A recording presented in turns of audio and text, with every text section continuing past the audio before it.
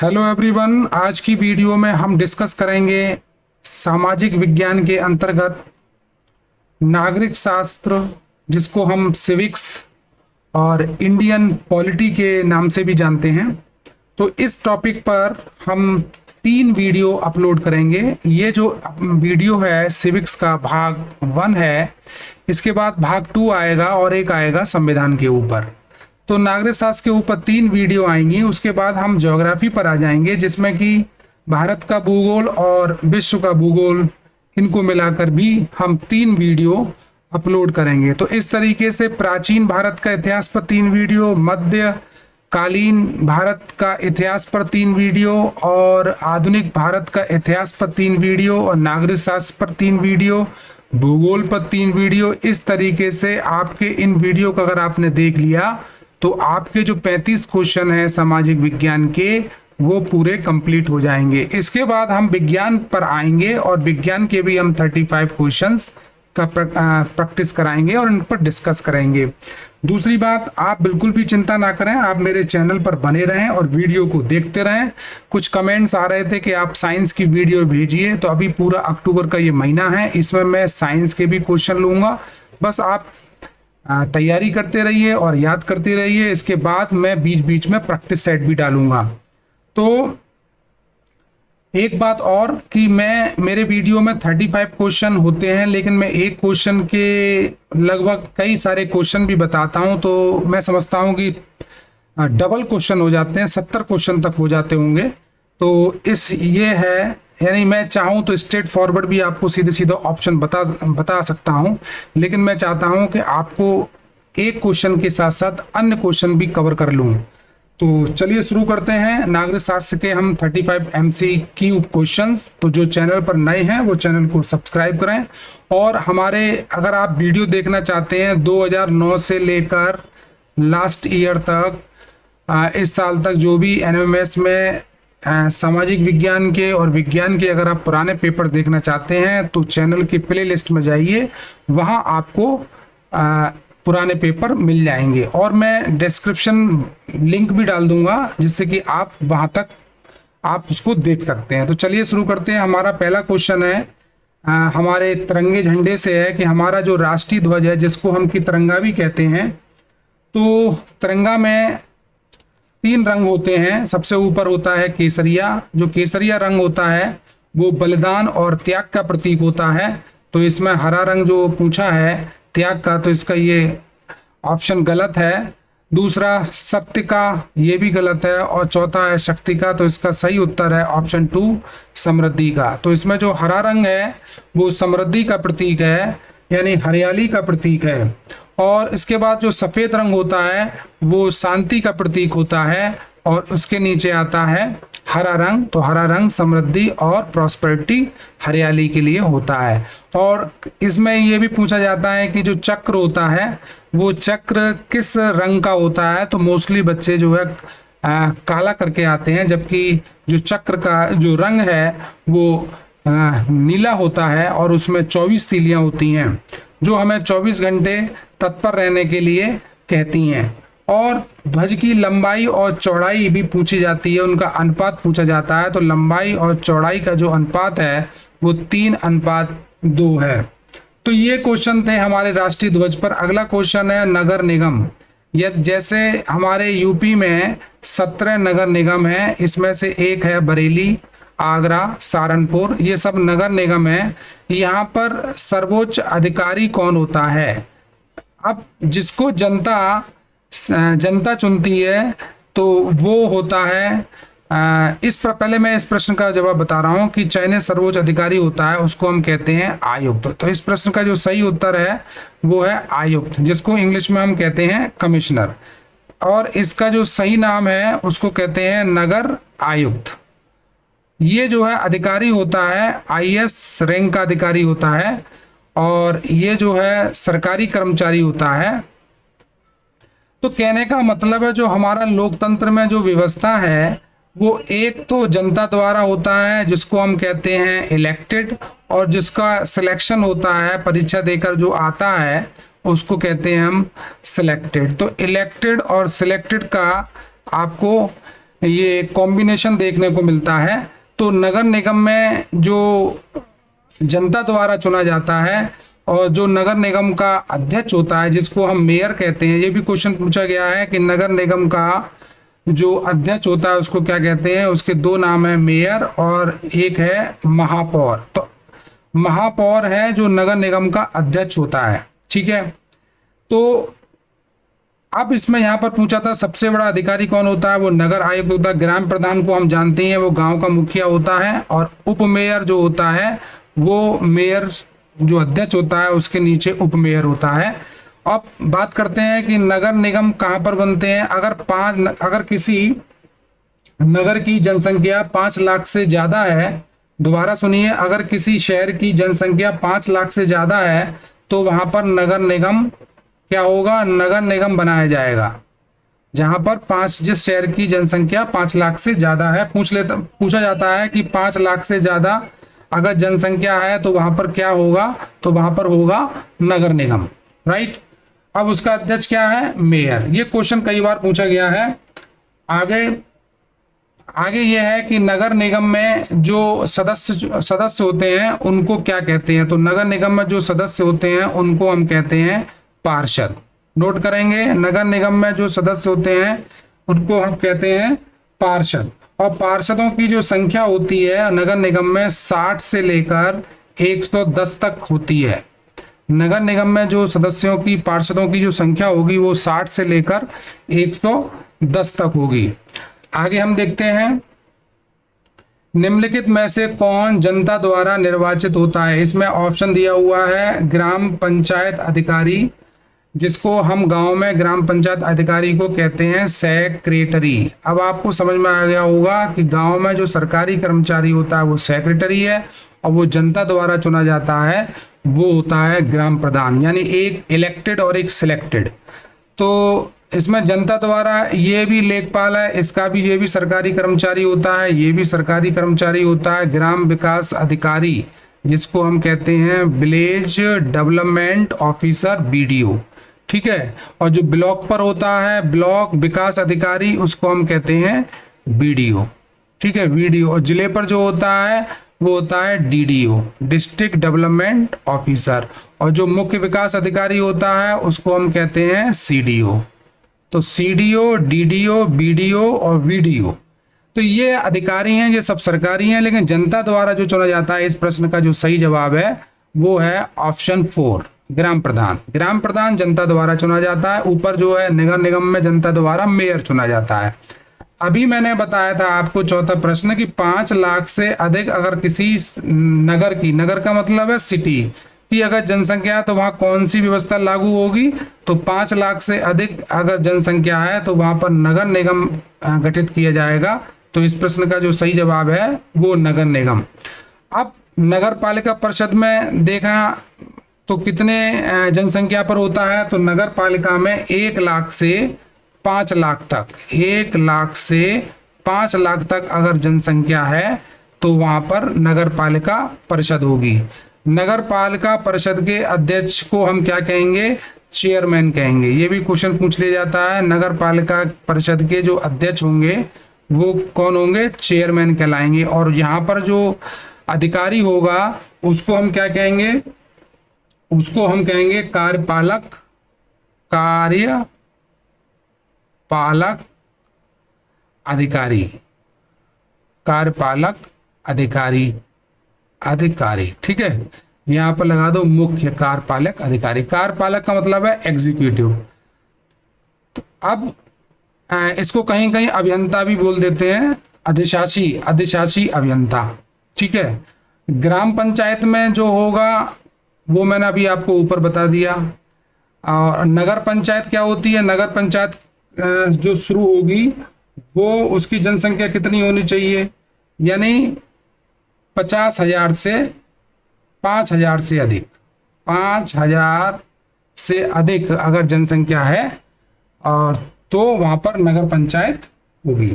तो 5 लाख से अधिक जनसंख्या वाले नगर में कौन सी व्यवस्था लागू होती है। तो 5 लाख से अधिक जनसंख्या वाले नगरों में व्यवस्था लागू होती है नगर निगम। नगर निगम के जो कई बार पूछा गया है, एक बार फिर बता रहा हूं कि अध्यक्ष को क्या कहते हैं हम, नगर निगम नगर आयुक्त सॉरी मेयर कहते हैं। अगला है जिले का जो सर्वोच्च अधिकारी होता है, जो कि सारे विभाग को वो देखता है, वो होता है जिले का सर्वोच्च अधिकारी, जिलाधिकारी होता है, यानी डीएम होता है, जिसको हम कलेक्टर भी कहते हैं, राइट। मुख्य विकास अधिकारी होता है वो सीडीओ, जिसको अभी हमने बताया था सीडीओ कहते हैं। और पुलिस अधीक्षक को हम एसपी कहते हैं, सुपरिंटेंडेंट ऑफ पुलिस कहते हैं, ये पुलिस का अधिकारी होता है। और कमिश्नर अभी हमने ऊपर बताया था, जो डीएम से भी ऊपर होता है, जो मंडल में जो जिले होते हैं उनको देखता है, उसको हम कहते हैं कमिश्नर आयुक्त। तो जिले का जो सर्वोच्च अधिकारी होगा उसको हम क्या कहेंगे, डीएम। आगे देखते हैं, अगला क्वेश्चन है एफआईआर शब्द का संक्षेप है, यानी एफआईआर की फुल फॉर्म क्या है। एफ से होगा फर्स्ट, आई से होगा इंफॉर्मेशन और आर से होगा रिपोर्ट। तो जो फर्स्ट इंफॉर्मेशन रिपोर्ट, तो इसमें ऑप्शन कौन सा है, फर्स्ट प्रेस इंफॉर्मेशन, दूसरा ऑप्शन गलत है। फर्स्ट इंफॉर्मेशन ऑफ रॉबरी, चौथा ऑप्शन भी गलत है। फर्स्ट इंफॉर्मेशन रिकॉर्ड गलत है, तो पहला ऑप्शन इसका सही है, फर्स्ट इंफॉर्मेशन रिपोर्ट, प्रथम सूचना रपट। राष्ट्रीय मतदाता दिवस, नेशनल वोटर्स डे, कब मनाया जाता है, ये बहुत अच्छा क्वेश्चन है। तो ये राष्ट्रीय मतदाता दिवस ऑप्शन 1 है 24 सितंबर, दूसरा ऑप्शन है 2 अक्टूबर। 2 अक्टूबर को गांधी जयंती मनाई जाती है, तो ये नहीं है। 24 सितंबर मीना दिवस मनाया जाता है, 26 जनवरी को गणतंत्र दिवस मनाया जाता है, तो 25 जनवरी इसका सही उत्तर है, राष्ट्रीय मतदाता दिवस, तो 25 जनवरी को मनाया जाता है। तो जो चैनल पर नए हैं वो चैनल को सब्सक्राइब करें, वीडियो को दोस्तों को शेयर करें, कमेंट में लिखें कि आपको वीडियो कैसी लगी। स्वच्छ भारत मिशन ये किस वर्ष लागू किया गया था, तो स्वच्छ भारत मिशन जो है 2 अक्टूबर 2014 को राष्ट्रपिता महात्मा गांधी की जयंती पर लागू किया गया था। तो इसमें 2014 है ऑप्शन 1, 2 अक्टूबर गांधी जयंती 2014 को शुरू किया गया था। और इस अभियान का जो स्लोगन है वो है एक कदम स्वच्छता की ओर, एक कदम स्वच्छता की ओर, इसका जो स्लोगन है, नारा है। तो स्वच्छ भारत अभियान जो मिशन है वो 2 अक्टूबर 2014 को शुरू हुआ।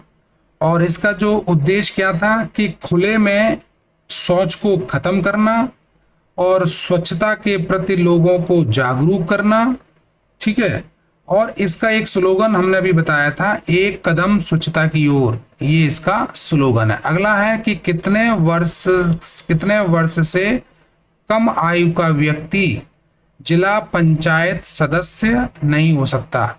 यानी हम जानते हैं कि त्रिस्तरीय पंचायत व्यवस्था है। एक होती है ग्राम पंचायत स्तर पर, जिसका अध्यक्ष मुखिया प्रधान होता है।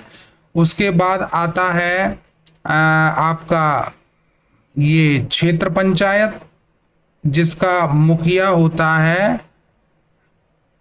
जिसका अध्यक्ष, क्षेत्र पंचायत का जो अध्यक्ष होता है, जिसे हम ब्लॉक प्रमुख कहते हैं। क्षेत्र पंचायत के अध्यक्ष को हम क्या कहते हैं, ब्लॉक प्रमुख, ठीक है। और फिर आता है तीसरा जिला पंचायत, जिला पंचायत। तो इन सबके सदस्य होते हैं। क्षेत्र पंचायत के भी सदस्य होते हैं, जैसे गांव में हम कहते हैं बीडीसी मेंबर, बीडीसी मेंबर, ये इनके कहते हैं हम वार्ड मेंबर, और इनको कहते हैं जिला पंचायत सदस्य। तो यहाँ पर ये पूछा है जिला पंचायत जो अध्यक्ष चुना जाएगा, तो जिला पंचायत के अध्यक्ष को जिला पंचायत सदस्य चुनेंगे। तो जिला पंचायत सदस्य जो है जनता चुनती है, तो कितनी उम्र होनी चाहिए उसकी जिला पंचायत सदस्य का चुनाव लड़ने के लिए, तो इसका ऑप्शन 3 इसका सही उत्तर है। 21 वर्ष है, 21 वर्ष से कम नहीं होनी चाहिए। यदि 21 वर्ष है और 21 वर्ष से ज्यादा है तो वो जिला पंचायत सदस्य का चुनाव लड़ सकता है। अब आगे देखते हैं सुरेश तेंदुलकर समिति। ये जो सुरेश तेंदुलकर समिति है वो किससे संबंधित है, इस समिति ने किससे संबंधित अपनी रिपोर्ट दी थी, तो वो है गरीबी से संबंधित। तो ऑप्शन 1 इसका सही उत्तर है। बहुत इंपॉर्टेंट क्वेश्चन है, कई बार पूछा गया है। आगे हम देखते हैं 11वां क्वेश्चन। ये जो पंचायती राज हमने अभी बताया था, जो 3 स्तर पर होती है, जिसको हम कहते हैं हिंदी में त्रिस्तरीय, यानी गांव पर, फिर ब्लॉक पर, फिर जिले पर। जो पंचायती राज है, तो इस पंचायती राज का सैद्धांतिक आधार क्या है, इसकी नींव क्या है? तो इसकी नींव ऑप्शन 2 है, ये जो है लोकतांत्रिक विकेंद्रीकरण है, यानी लोकतांत्रिक विकेंद्रीकरण है। इसको आपकी किताब में ये दिया हुआ है कि विकेंद्रीकरण पंचायती राज, यानी जो पंचायती राज है, जो विकेंद्रीकरण पंचायती राज की जो व्यवस्था है, ये इस पंचायती राज का आधार है।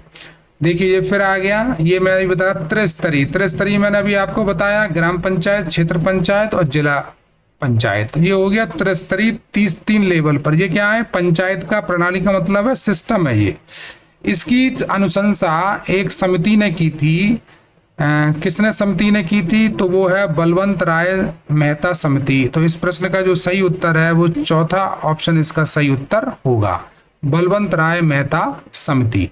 अगला क्वेश्चन है कि जिले पर अधिकारी होते हैं, तो परिवार की कल्याण के लिए कौन है जो कार्य करवाता है? यानी इसमें कौन है जो टीकाकरण करवाता है? इसमें कौन है जो बीमारी की रोकथाम करता है?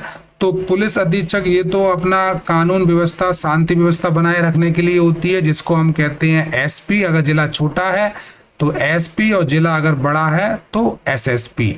फुल फॉर्म क्या होती है? एसए सुपरिंटेंडेंट ऑफ पुलिस, और ये होती है सीनियर सुपरिंटेंडेंट ऑफ पुलिस। ठीक है, यानी इसमें पुलिस अधीक्षक एसएसपी से होगा तो उसमें वरिष्ठ लग जाएगा, वरिष्ठ पुलिस अधीक्षक। तो इस प्रश्न का ये उत्तर नहीं है। लोक अदालत ये भी नहीं है। जेलर, ये तो जेल की व्यवस्था देखेगा। तो परिवार कल्याण के लिए मुख्य चिकित्सा अधिकारी होते हैं, जिसको हम इंग्लिश में कहते हैं चीफ मेडिकल ऑफिसर, सीएमओ। ये देखते हैं। तो आगे देखते हैं अगला 14वां क्वेश्चन कि जिले में अगर प्राथमिक शिक्षा है, यानी क्लास 1 से लेकर क्लास 8 तक की जो व्यवस्था है, जिसमें प्राथमिक शिक्षा और उच्च प्राथमिक शिक्षा की जो व्यवस्था है, कौन देखता है? तो आयुक्त नहीं देखते, पहला ऑप्शन गलत है। जिलाधिकारी तो सारे विभाग को देखते हैं, तो ये इस प्रश्न का जवाब नहीं है। सीडीओ चीफ डेवलपमेंट ऑफिसर मुख्य विकास अधिकारी होते हैं, वो पूरे विकास कार्यों को देखते हैं, तो ये नहीं है। प्राथमिक शिक्षा की जो व्यवस्था है वो जिला बेसिक शिक्षा अधिकारी देखते हैं। तो इस प्रश्न का जो सही उत्तर है वो तीसरा है, जिसको हम बीएसए कहते हैं। अब बात आती है इंटर कॉलेज भी होते हैं, तो इंटर कॉलेज में जो अधिकारी होते हैं उसको कहते हैं हम डीआईएस। शॉर्ट में बोला है मैंने, शॉर्ट में बीएसए बोलते हैं, जिला बेसिक शिक्षा अधिकारी। जहां से डी से होगा डिस्ट्रिक्ट, और आई से होगा इंस्पेक्टर, ओ से होगा ऑफ, और एस से होगा स्कूल। तो हिंदी में बोलेंगे इसको जिला विद्यालय निरीक्षक। ये जो जिला विद्यालय निरीक्षक हैं, ये इंटर कॉलेज की व्यवस्था देखते हैं, यानी माध्यमिक जो शिक्षा होती है, बेसिक शिक्षा से ऊपर जो शिक्षा आती है वो माध्यमिक शिक्षा होती है। यानी क्लास 8 से, जो इंटर कॉलेज होते हैं वो 6 से 12 तक होते हैं। तो यहाँ से डीआईएस व्यवस्था देखते हैं, जिला विद्यालय निरीक्षक। फुल फॉर्म है डिस्ट्रिक्ट इंस्पेक्टर ऑफ स्कूल, जिला विद्यालय निरीक्षक। यहाँ पर निरीक्षक का मतलब है इंस्पेक्टर, राइट। अगला क्वेश्चन है 15वां की सरकार द्वारा दी जाने वाली आर्थिक सहायता होती है, यानी सरकार जो है पैसे से भी मदद करती है, तो इस पैसे वाली सहायता को क्या कहते हैं? उसको अनुदान कहते हैं। तो ऑप्शन 2 इसका सही उत्तर है, इसको अंग्रेजी में कहते हैं ग्रांट। अगला क्वेश्चन है ग्राम पंचायत का सचिव कौन होता है? यानी आपने गांव में देखा होगा प्रधान का खाता और ग्राम पंचायत का जो सचिव होता है उसका खाता जॉइंट होता है, और वो दोनों मिलकर ही गांव में विकास कार्य कराते हैं। तो ग्राम पंचायत का जो सचिव होगा बीएसडब्ल्यू ये नहीं होगा, इसका मतलब है बेसिक हेल्थ वर्कर। जो गांव में जो नर्स आती हैं उनको बीएसडब्ल्यू कहते हैं। वीडियो विलेज डेवलपमेंट ऑफिसर ये अलग है, और ग्राम प्रधान ये सचिव नहीं होता, सचिव होता है ग्राम पंचायत अधिकारी। ग्राम पंचायत अधिकारी, जिसको हम सेक्रेटरी भी कहते हैं, सेक्रेटरी, गांव में तो सेक्रेटरी बोलते हैं। तो ये सेक्रेटरी जो होते हैं वो अधिकारी होता, सरकारी कर्मचारी होता है, तो ये सिलेक्टेड होता है, और ग्राम प्रधान इलेक्टेड होता है। तो वही मैंने अभी ऊपर बताया था, एक इलेक्टेड और एक सिलेक्टेड जरूर होगा। आगे हम चलते हैं, मदर टेरेसा। ये जो मदर टेरेसा हैं, इनको 1979 में नोबेल पुरस्कार मिला था शांति का। ये क्वेश्चन आपको बन गया कि मदर टेरेसा को शांति का नोबेल पुरस्कार 1979 यानी 1979 में मिला था। ये कौन थी? समाज सेविका थी, समाज सेवी थी, दीन दुखियों की, सड़क पर पड़े हुए बेसहारा लोगों की सहायता करती थी और उनकी देखभाल करती थी मदर टेरेसा।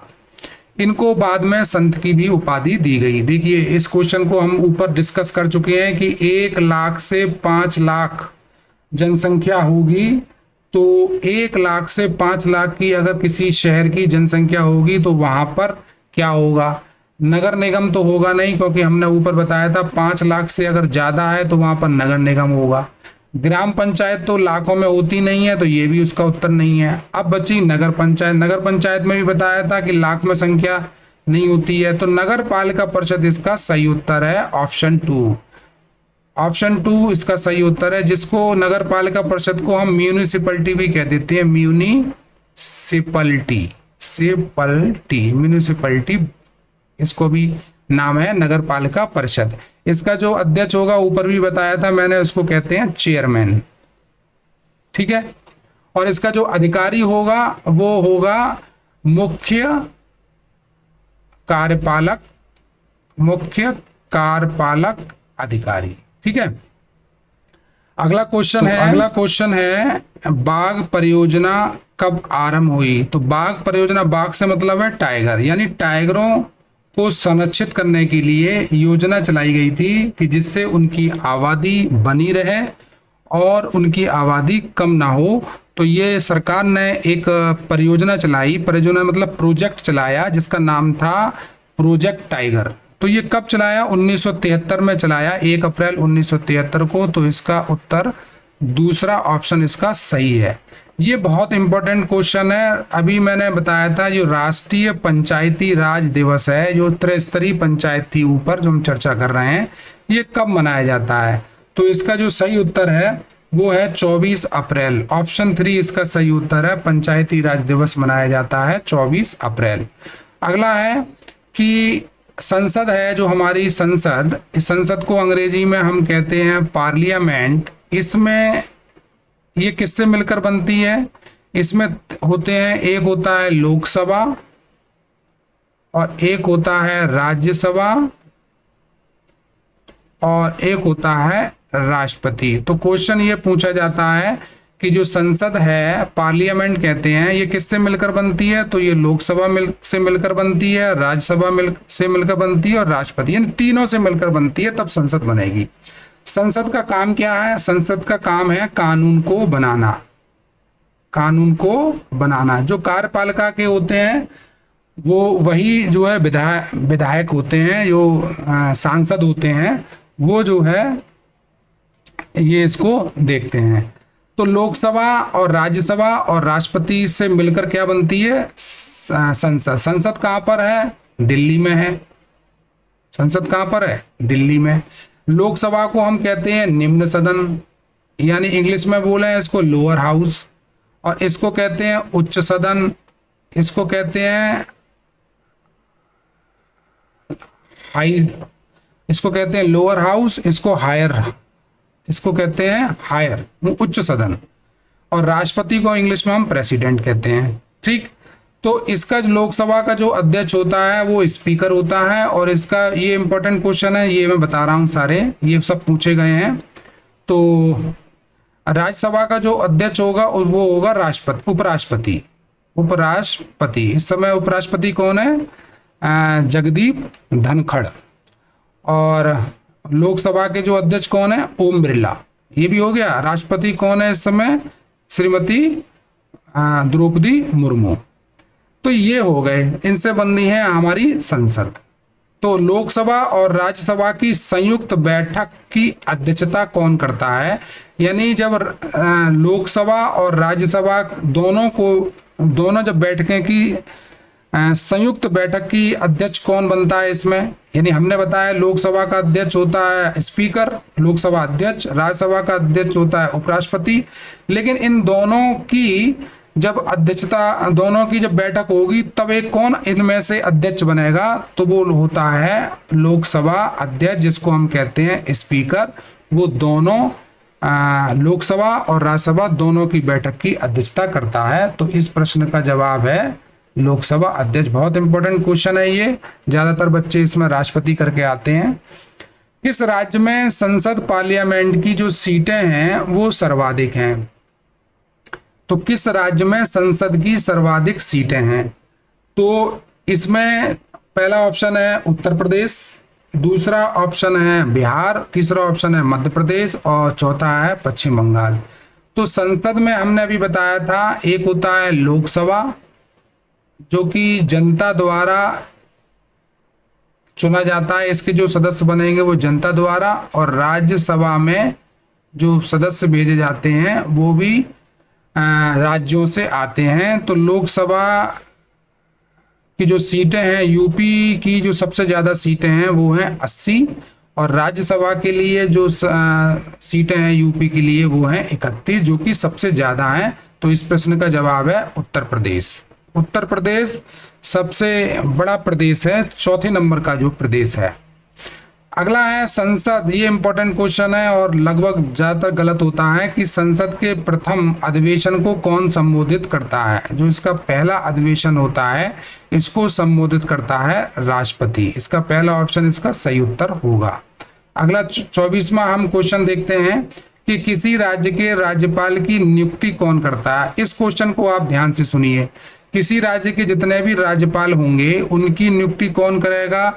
राष्ट्रपति करेगा। तो इस प्रश्न का जो सही उत्तर कौन सा है? राष्ट्रपति। अब नियुक्ति को अंग्रेजी में अपॉइंटमेंट कहते हैं। तो अगर मुख्य न्यायाधीश होगा, जो सबसे बड़ी अदालत होती है सर्वोच्च न्यायालय सुप्रीम कोर्ट, ठीक है, मुख्य न्यायाधीश जो होगा उसकी नियुक्ति कौन करेगा? राष्ट्रपति करेगा। प्रधानमंत्री की नियुक्ति कौन करेगा? राष्ट्रपति करेगा। ठीक है। एक होता है कैग, कंट्रोलर अकाउंट्स और जनरल, इसकी नियुक्ति कौन करता है? राष्ट्रपति। ठीक है। तो राष्ट्रपति किन किन की नियुक्ति करता है? मुख्य न्यायाधीश की, प्रधानमंत्री की, राज्यपाल की, और जो उच्च न्यायालय होता है उनके न्यायाधीशों की, और सुप्रीम कोर्ट के जो न्यायाधीश होते हैं उनकी।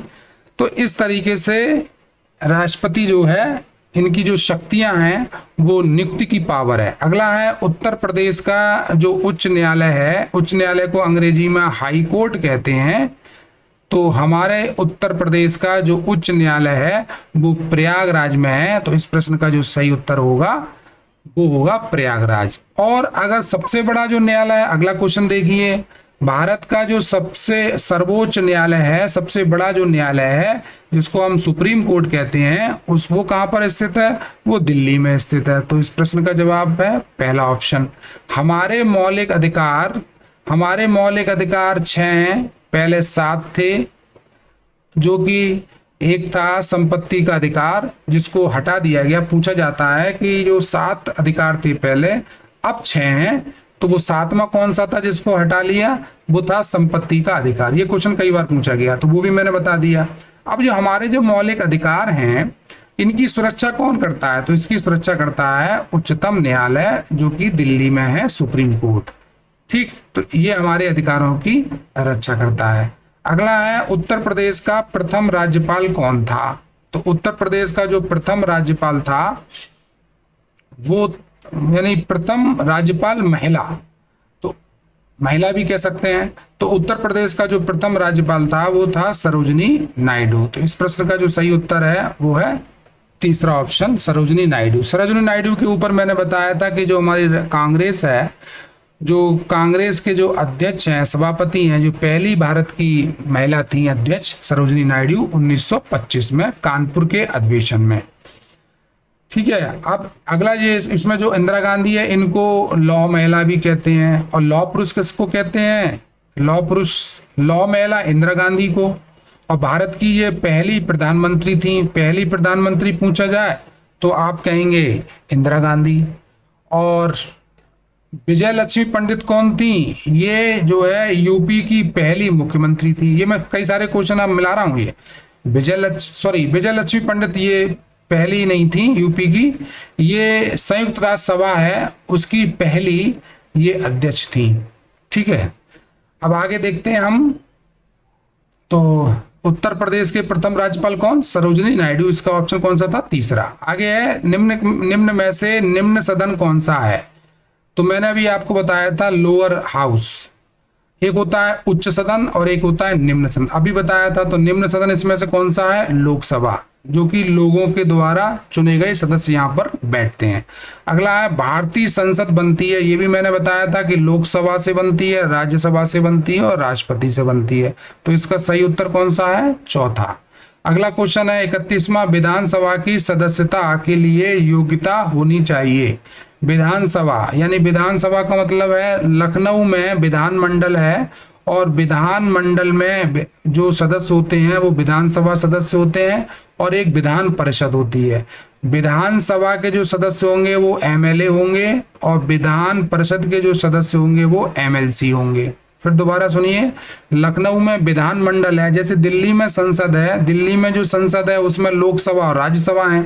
इसी तरीके से उत्तर प्रदेश में भी विधानमंडल है, वहां पर एक सदन है विधानसभा का और एक है विधान परिषद का। विधानसभा में जो बैठने वाले सदस्य होंगे वो एमएलए होंगे, और विधान परिषद में बैठने वाले लोग होंगे वो एमएलसी होंगे।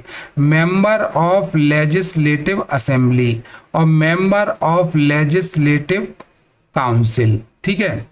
तो विधानसभा के अगर सदस्य बनना है उसकी योग्यता क्या होनी चाहिए? उसे स्नातक होना चाहिए, ये गलत है। उसे उसी राज्य का निवासी होना चाहिए, ये भी गलत है। उसे एक सामाजिक कार्यकर्ता होना चाहिए, चौथा भी गलत है। उसे भारत का नागरिक होना चाहिए, तीसरा ऑप्शन इसका सही उत्तर होगा, यानी भारत का नागरिक होना चाहिए।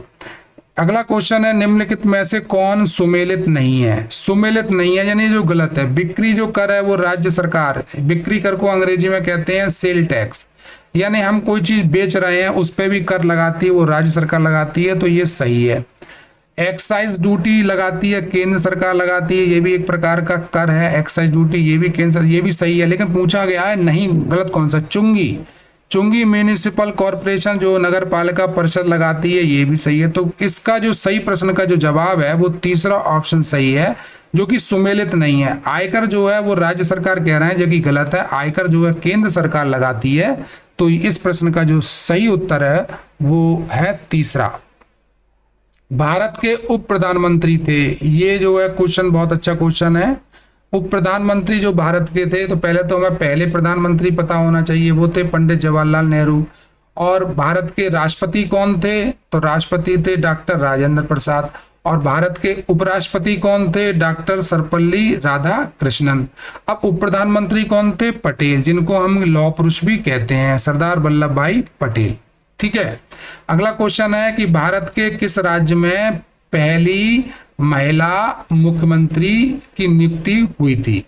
तो भारत के किस राज्य की पहली मुख्यमंत्री की नियुक्ति होगी? तो नियुक्ति की मतलब है जो शपथ देगा उनको, यहां पर मैं बता रहा हूं, जो शपथ देगा नियुक्ति करेगा वो राष्ट्रपति करेगा। ठीक है।